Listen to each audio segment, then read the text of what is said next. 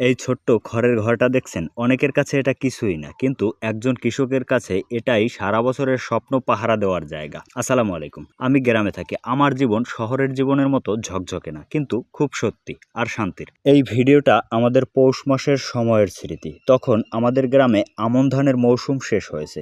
অনেকেই মনে করে ধান কাটলেই কাজ শেষ, কিন্তু সত্যি কথা হলো কৃষকের আসল চিন্তা শুরু হয় তারপরেই। ধান ঠিকমতো শুকানো না হলে সারা বছরের পরিশ্রম নষ্ট হয়ে যেতে পারে। আমাদের বাড়িতে তেমন রোদ পড়ে না, তাই আমরা বাড়ি থেকে একটু দূরে ফসলের মাঠে ধান শুকানোর জন্য একটা উঠান বানিয়েছি। এই উঠান শুধু ধান শুকানোর জায়গা না, এটা একজন কৃষকের আশা, পরিশ্রম আর ভবিষ্যতের জায়গা। বাড়ি থেকে দূরে হওয়ার কারণে ধান পাহারা দেওয়া, রাত কাটানো আর কাজের সুবিধার জন্য আমরা খড়কুটো দিয়ে একটা ছোট্ট ঘর বানিয়েছি। অনেকে এই ঘর দেখে অবাক হয়, কিন্তু এই ছোট ঘরেই রাত কেটেছে ধান পাহারা দিতে দিতে। এই খড়ের ঘর খুব সাধারণ। এখানে পাকা দেয়াল নেই, টাইলস নেই, বিলাসিতা নেই, কিন্তু আছে শান্তি। রাত হলে এই ঘরে শুয়ে আকাশ দেখা যায়, তারার আলো গায়ে পড়ে, চারপাশে নীরবতা।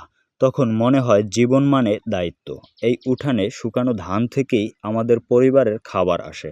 আজ ফাল্গুন মাস চলছে, ধান এখন ঘরে উঠেছে, কিন্তু এই খড়ের ঘর আর সেই দিনগুলোর স্মৃতি এখনো রয়ে গেছে।